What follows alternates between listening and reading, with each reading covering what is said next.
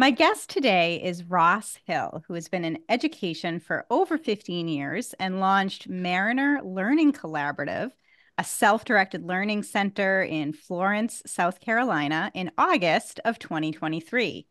Mariner is part of the Liberated Learners Microschool Network that was established in 2013, one of the sort of original microschool networks before microschooling became so popular in recent years.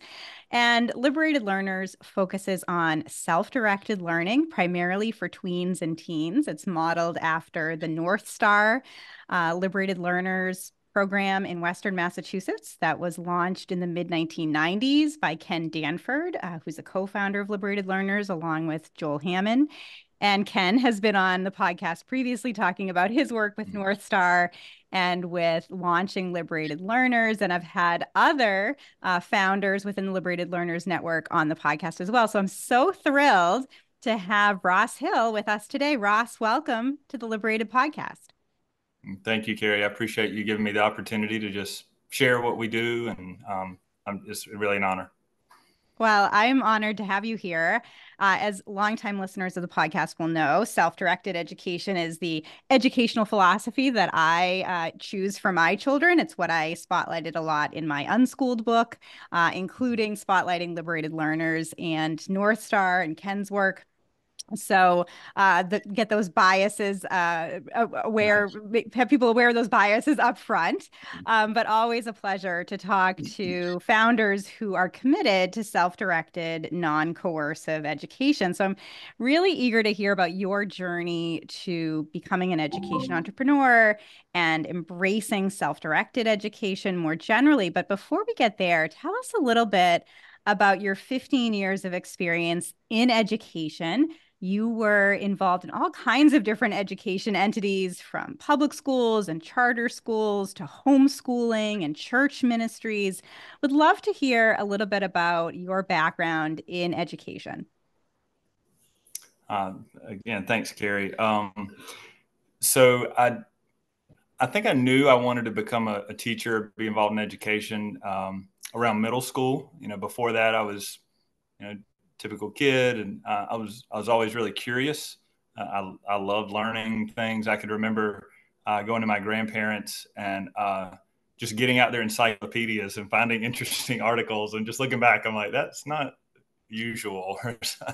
Anyway, so I've always been curious. I always loved learning.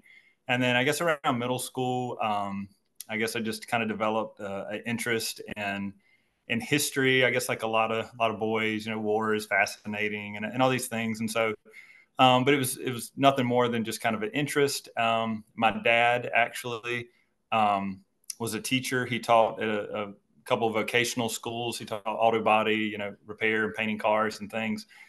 And that kind of opened my eyes to see that you can teach things that you're passionate about. It doesn't have to be drudgery like I saw in the system. A lot of times it's like teachers were there just because, they were getting a check, but they weren't passionate about it.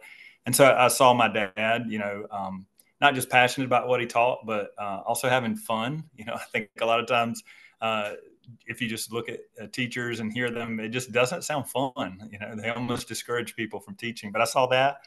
And then, of course, I had some teachers along the way that just inspired me. And then I tell people, actually, one of the things that was most compelling to kind of lead me into education were the bad teachers, the ones that I had that I just thought, wow, this could be so much better. Like, you really didn't have to handle that situation like that with that kid, or, if you had just given a little more effort, this lesson, I thought that to myself, and maybe arrogantly, I thought, oh, I could do it better. And so that was really in the back of my mind. And really wasn't until maybe my senior year in high school. I was one of those kids that did well in school. School was my thing, and I made good grades and had good SAT scores and that sort of thing. It was just kind of the way I was wired. I liked to check boxes, and I liked to get good grades. I didn't need any kind of external motivation to do that. And so with these good grades and good test scores, I thought, well, I guess I need to go find a career that makes a lot of money. That was the expectation. And then I really felt impressed by God that no, yeah, don't pursue the career just because it makes the most money. I've wired you to do something different, and I knew I had this kind of passion for all things history, social studies, cultures, and I just thought, wow, I could really enjoy this and just sharing that passion. And so I sort of begrudgingly made the decision to become a teacher, but I've never regretted it. I ended up teaching and a high school for one high school for about 13 years. Along the way, I taught in our church. I taught children, teenage, even adults. I taught at a couple of our local colleges and universities, just here and there, a course here and there. And I've just always loved teaching in different capacities. And so in 2020, of course, we all went virtual, and that was for most people, that was a disaster, or at least And stressful, if nothing else. So where were you teaching in 2020, Ross?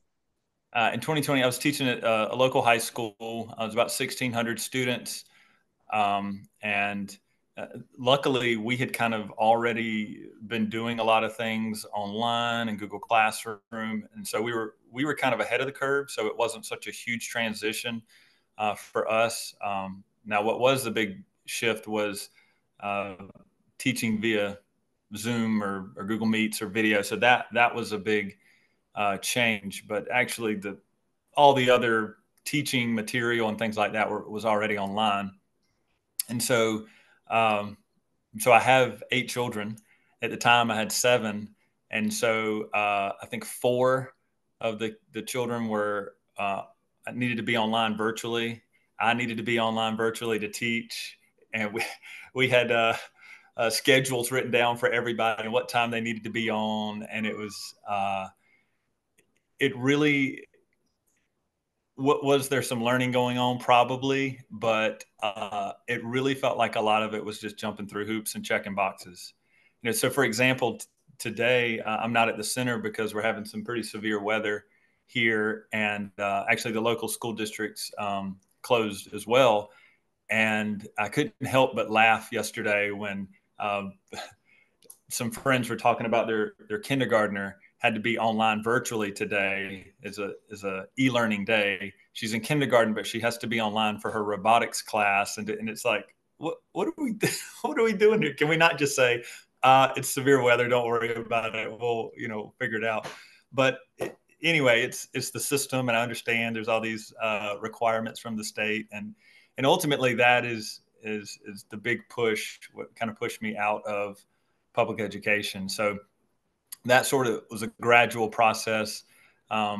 So in August, September of 2020, four of my children were going to a local charter school, and they were project-based learning. It was smaller, just a lot of things that were really appealing, and positioned opened there. And my wife said I should apply for it. And I thought, well, why would I do that? I'm happy where I am.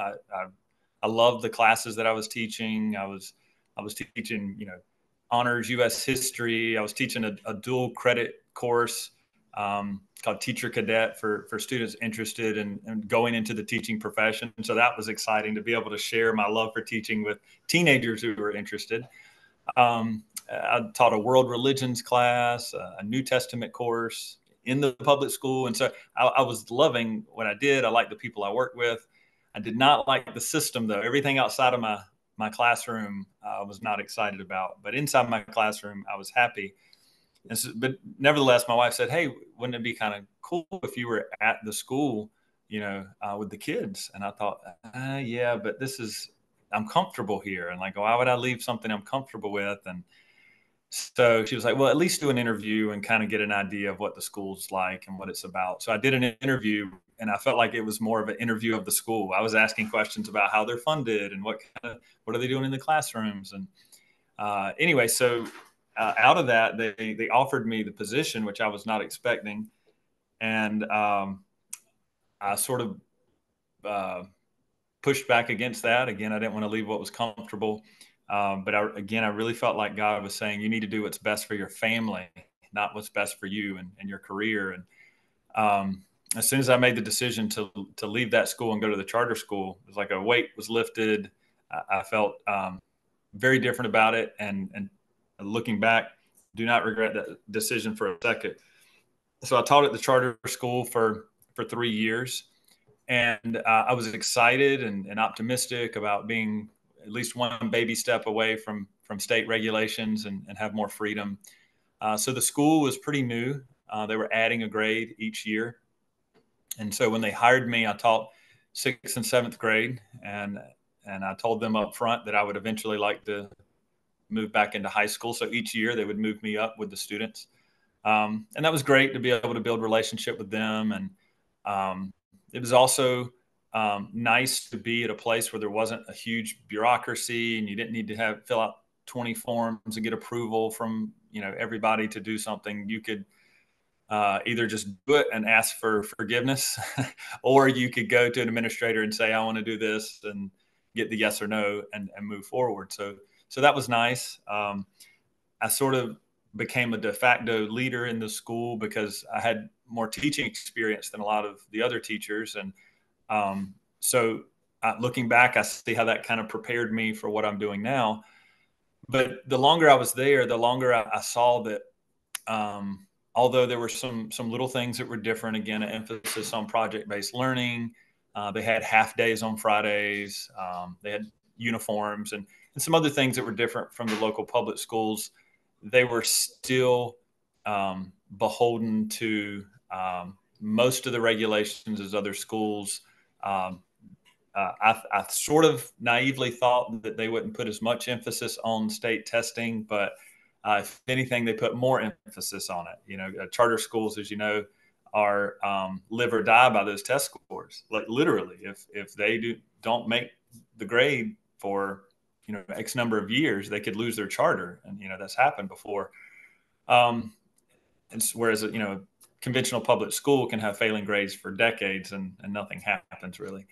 So there was just an overemphasis on testing. It felt like every month there was some sort of standardized testing going on, or prep for standardized testing, and push for this new program. And it really just sucked the joy out of learning. It was just so much pressure. And then just feeling like as a teacher, I didn't have quite as much freedom as I thought I would here at the charter school. And then, so the two things that ultimately pushed me out were, as a teacher, we always have students that just don't thrive in school. You see that if you taught for more than a year, you run across students who are not thriving either academically, socially, just a variety of reasons. And in the high school level, all we have to say to them is, well, I know it's horrible, but just toughen up. And you only got a few more years, and then it'll be all over. And that was so disheartening to say to kids who just were like, I'm miserable here. I know what I want to do, or this is a waste of time, or whatever. Or, they're getting in trouble left and right for being 2 minutes late to a class or not having an ID on. And it's just, it was, that was discouraging and disheartening as a teacher to have to tell kids that I'm sorry, that there really is no other option. But the final straw really was when my own children started to have their struggles in school. And as you know, you have children, everyone is different. And so I have some kids that excelled academically, but they had other issues, socially, or with rules or regulations or testing, anxiety, all kinds of issues. I have one of my children has an IEP. She has dyslexia, and so she had some academic issues there. But every one of my children that were in school didn't like it, and I would try to explain to them that moving to another school wouldn't solve those problems. That they would say, can I go to a different school? And I'll go, well, you're going to have the same issues at another school. And that's when it started to hit me that all of the issues they were having were not specific to the school or specific teachers. The teachers were doing their job within this system. They're required to push you to to do well on these tests. That's why my kindergartner only got 15 minutes of recess a day. It's like, to me, that was borderline child abuse. But, as his teacher was sympathetic too. She hated it. She said, I wish they need more time. She understood that, but there was only so much time, for them to use the playground with the other grades. There was also the testing and other things, and you have to fit all this stuff in. Anyway, so I just realized that I could not fix those problems for them, even though I worked at the school with them and saw them every day. I couldn't fix any of those problems. Moving to another school wouldn't fix those problems. And so I was just like, there's got to be something else. I, I need to do this not just for the kids I've taught over the years, but I have to do this for my own children. And so that's when I just started to pray and explore. And I just started looking online and listening. And I can't remember who I stumbled across first. I can't remember if it was your podcast or if it was someone else, or maybe I can't remember if it was Ken or Joe. All of it seemed like it just happened all at once. But my eyes were sort of open to this whole new world of these micro schools. I'd sort of heard rumors of this when COVID started. There were these things that would go around on social media and go, oh, what if a teacher just had kids over at their house and started teaching them, and just, the parents just pay the teacher. And I thought, yeah, that would never work. You could never make a living doing that. That was my big holdup for a while, which is you could never make money doing this. Parents would never pay that much when they can go to a free public school, or, send them to a private school. And so when I started to hear on your podcast and from others that not only would this work, but it has been working for years or even decades, with Ken and North Star, it blew my mind. And I thought, this is amazing that this can even work. And then hearing about just kind of the self-directed learning model, just these light bulbs went off, and it was again, it just seemed like it happened so quickly. And I thought, well, this is it. This is the answer for my children, for me. It was just, and so the rest is history. So. I love that, Ross. It is true that once you kind of go down the rabbit hole of discovering alternative education models and self-directed education, often there's no going back. You say this is the way learning is meant to be. And as you said, you had that motivation of your own children, as well as your experience as an educator, recognizing that the system could be different, and thinking about ways to build that. So what was the timing like? I know you opened in August of 2023, just this past August. What was the timing like from sort of your discovery of alternative education and liberated learners to launch? So the summer of 2022 was when all of this started happening, and I started listening to your podcast and reading these things and just going, I think this could work. I think I can do this. And so by the time school started, August, September, I already knew in the back of my mind that I was going to do this. I wasn't sure of the timeline or when, but I just knew. And so I kind of knew that this was going to be my last year in education. And so In conventional education. yes, absolutely. Yes. Conventional education. Yeah. I don't foresee myself ever not being involved in education in some capacity. I really do love it. So yeah, I knew this would be my last year in a conventional public school. And so the ultimate plunge was getting connected with liberated learners. And they have a great program, like a starter program to sort of mentor people that are considering this, and just their wealth of experience and knowledge to kind of lay out a roadmap for you, so to speak. Here are the things you need to consider. Here are the, when it comes to location or marketing or programming or whatever.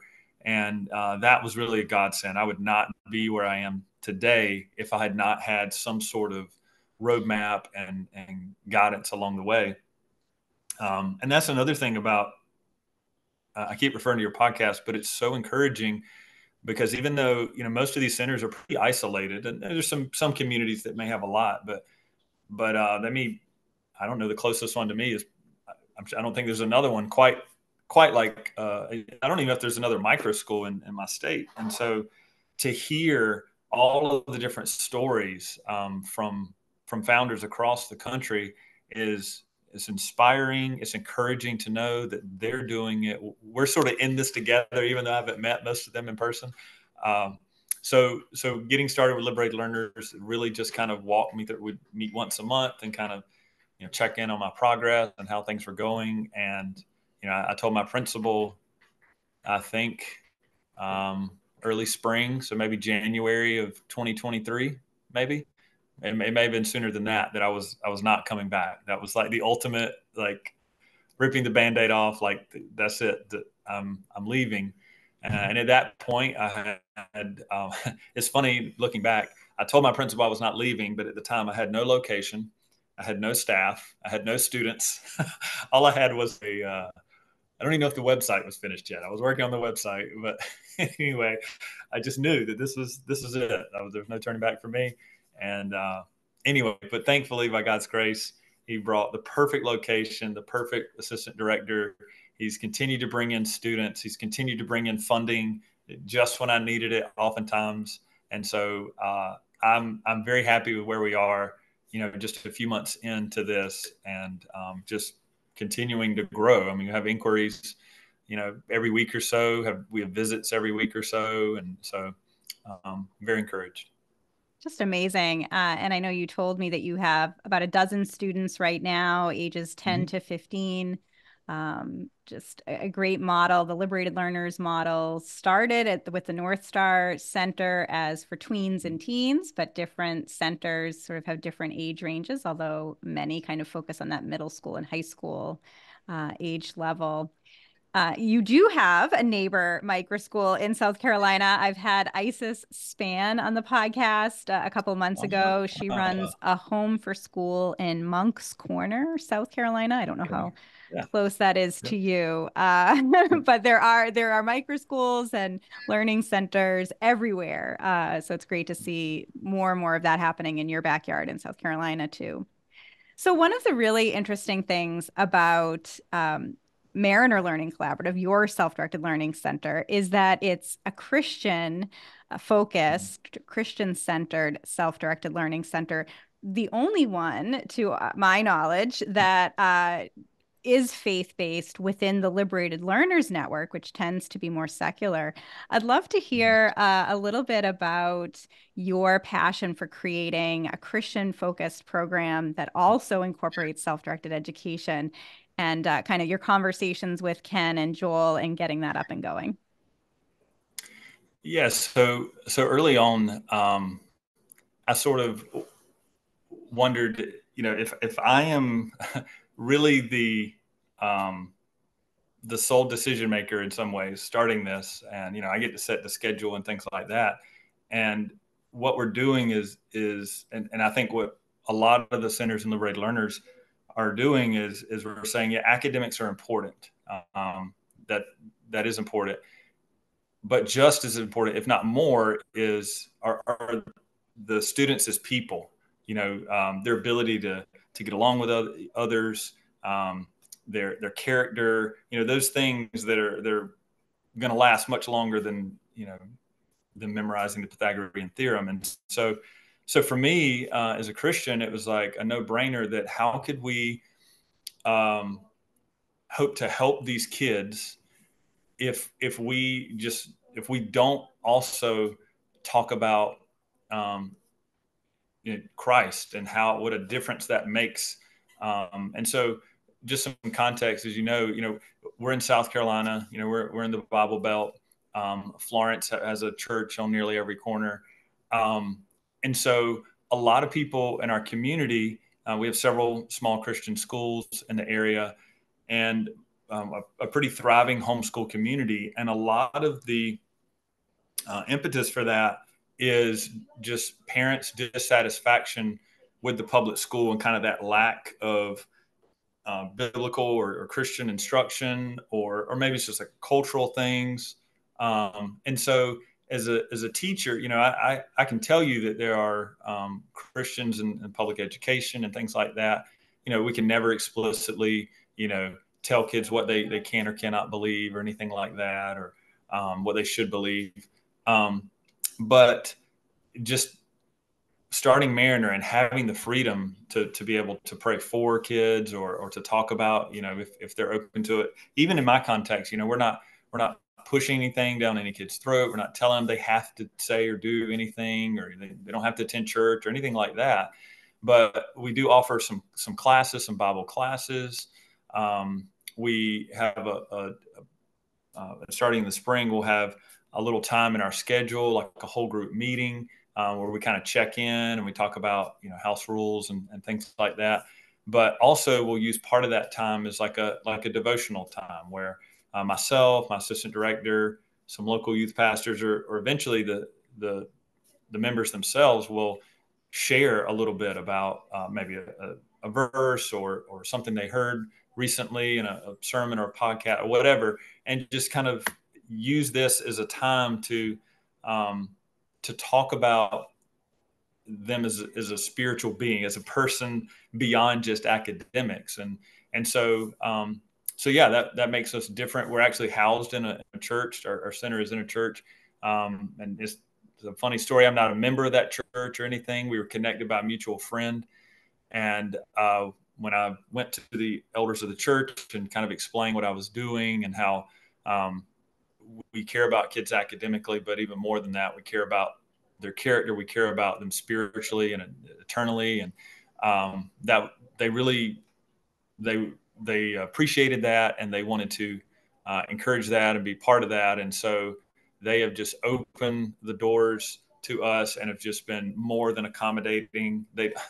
Uh, I hesitate to say this publicly. They don't charge us rent. They charge us what we use in utilities. So that was a huge blessing. And if and it's because we're Christians, and it's because we sort of see that we have the same mission here, different capacities. And so anything that we could ask for, that the answer has usually been yes. Everything from, can we start fires in the woods in our survival skills class?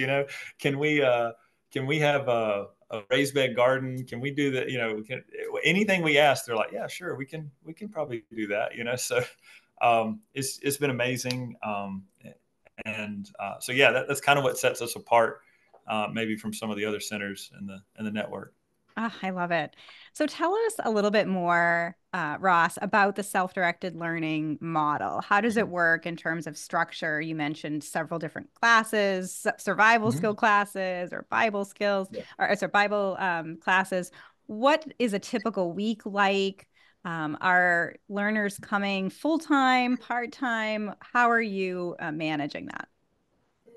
Yeah, so we're open Monday through Thursday, 8 to 2:30, and we kind of have a full menu of classes each day.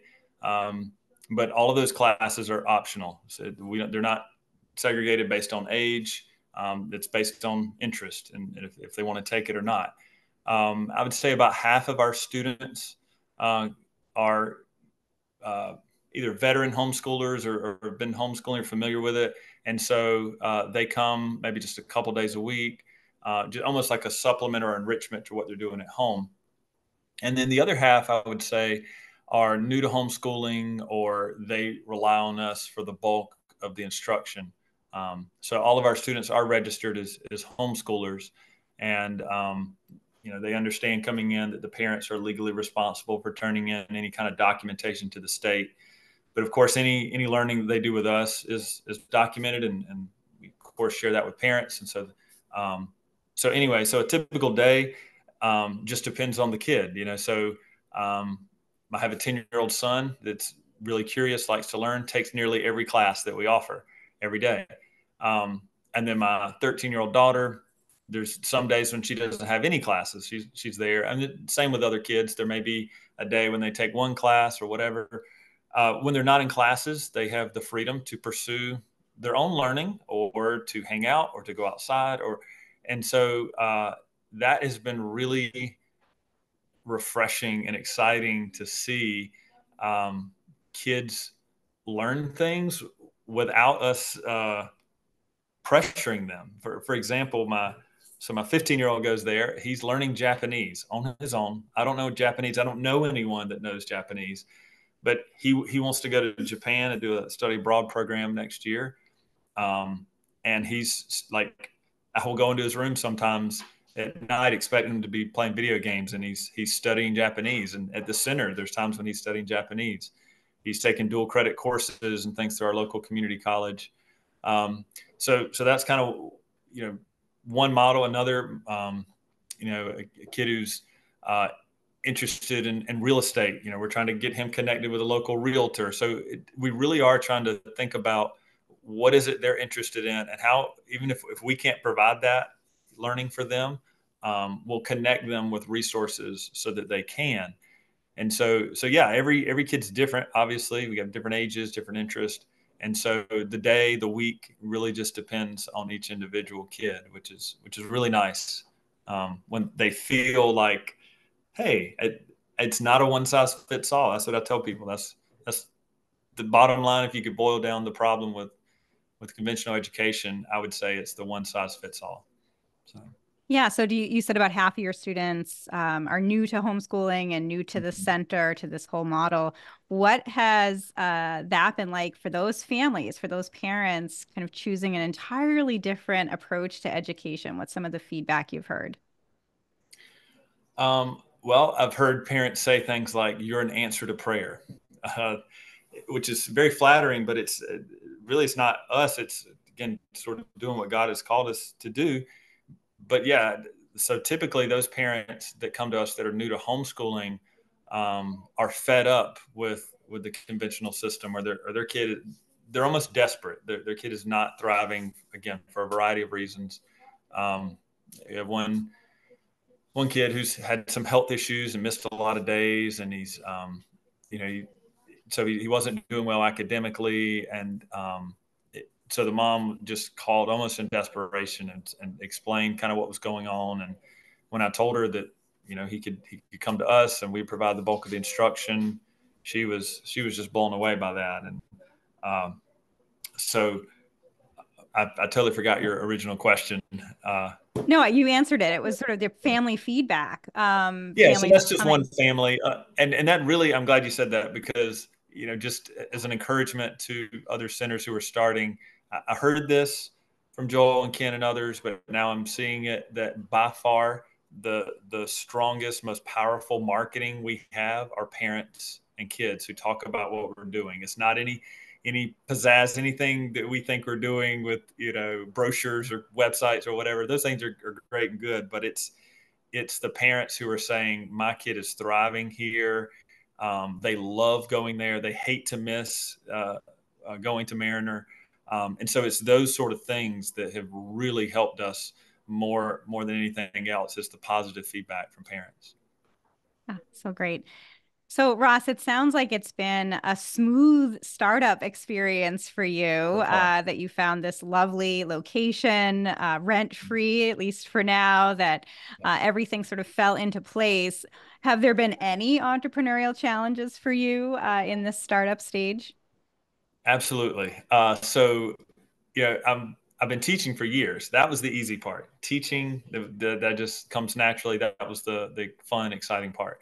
The part that did not, and still does not, come naturally, and I'm still learning, is all the administrative stuff in the background. It's the taxes and payroll, and it's state regulations for this or that.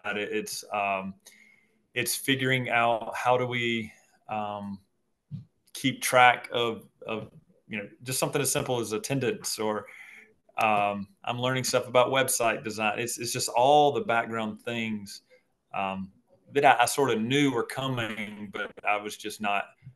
There still aren't my strong suit, and so my assistant director has strengths in areas that I'm weak. My wife has areas of strengths in areas where I'm weak. So that's another piece of advice I would definitely give to new founders, is that try to bring people in around you who have strengths in areas where you're weak. You can't do it all on your own, and so yeah, the administrative stuff has been the biggest challenge for me. So you said earlier that when you started hearing about micro schools and pandemic pods and some of these new models that began to come on the scene in larger numbers beginning in 2020 that you said, well, that's interesting, but you could never make money doing this.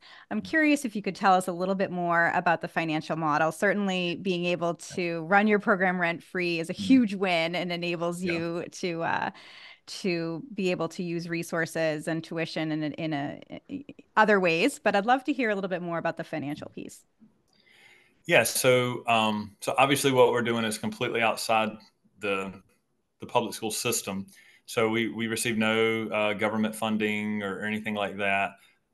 So I knew going into this that this would be tuition based, just like all the other centers in the Liberated Learners Network. And I totally agree and stand by this that we don't turn any family away based on their ability to pay, which can make things challenging. Many of our families cannot afford full tuition. We sort of have a tiered approach, full, part time thing. And then, but ultimately, what we say at the end of the day is we trust you. We trust families to pay what they can afford, what works in their budget, and then we say we trust God to cover the difference. So I also knew going in that I would probably never make what I was making in the public school system, and that was okay with me. Now I hope to get back to close to that one day, but I also knew Ken and Joel and others were good about. They both have books where they've kind of explained their whole journey, so I was fully aware that going into this, I'm not going to start off making the same salary I did. As a matter of fact, I didn't expect to make any money the first year, and I probably won't make anything this year. By God's grace, though, my wife has a job that's able to kind of cover the bills for now. But anyway, so we have been able though to pay all of our other bills. We've been able to pay my assistant director his full salary, and as a matter of fact, we got the Vela grant not too long ago. That was a huge help. Came just in time. But again, we also know that that's not sustainable. That's going to help us in the short term. What's going to help us long term are bringing in more families, more people hearing about what we do, and as enrollment increases, of course, our budget will increase. So anyway, so yeah, even though it sort of came, even though that held me up for a long time, the money situation, and knowing I wouldn't make the same thing, I still felt like that this was important enough for my kids, for our community, and maybe me professionally too, that it was worth the temporary sacrifice for the long term rewards. And so I feel like I'm already reaping a lot of those rewards, not financially yet, but I know that day will come, when I'm making some decent money. And but that's okay. Again, that's with any startup, whether it's a nonprofit or whatever. Oftentimes, you have that year of pain, is what they call it. And so we're doing okay, and I don't regret it for a second. So So great. if that's holding somebody up, the fear of that, you'll figure out how to cover the bills, and if the bills get covered, then you'll be all right. So Yeah, and you're not even 6 months into your startup. So no, no. So I'd love to hear what you think the future holds for Mariner. What is your prediction over the next year? Where do you kind of see the program going and interest growing? yeah. So yeah, we're at 12 students now, with several more that have visited and considering joining and all the. So I would not be surprised if we double that by the end of the year. I definitely think that's possible. Ultimately, these centers like this tend to cap out around 30-ish kids by design. We don't want it to become so big and cumbersome and bureaucratic that we don't know the kids and they don't know us and they don't know each other. And um, so yeah, I'm hoping that in the next few years we'll get closer and closer to that 30-ish mark, and you know we may have a waiting list, or if we get to that point, maybe helping start another center somewhere locally. That would be amazing, because there's more than enough kids to go around that need this. They need an alternative to the ones they have. Yeah, that's a good setup for one of my final questions here, Ross, which is what do you see sort of as the future of American education and where does alternative education like Mariner fit into that? You have been both a conventional public school teacher and now a micro school founder. Where do you think education's heading? It so I think specifically the micro school movement of, as you know well, is just exploding, and I think that we're going to see exponential growth in the next several decades. And so, but not just that, I think even the public schools are sort of feeling more pressure to change, be it ever so slowly. So even the local school districts now, there's some options within the district. We have like an arts magnet school, a STEM magnet school, yeah, things like that. Um, so I would say in 10 years or so, parents will have just a myriad of options. It won't just be the local public school, the local private school, or homeschool. Like there will be so many options for parents, and they could very well send one kid here and one kid there and one kid at home, and just which is how it should be. You know, all the things, all the choices that we have in life, all the things we can go on the cereal aisle and have 50 million different choices in cereal, but most families have one choice when it comes to education, and that's a shame. I mean, if anything should be customizable to each person, it should be our education. And so I don't presume to say that we're the best fit for every kid and every family. I do think we're a good fit for lots and lots of families. And so again, that's what I love about your podcast is I hear about all these different models and go, wow, that would be really good for this kid or this community or whatever. And there's just like we don't think there's one size fits all within the system. There's not one size fits all outside of the system either. So I'm very very excited to see this change. Um, I just feel like we're on the cutting edge. This is just the tip of the iceberg here.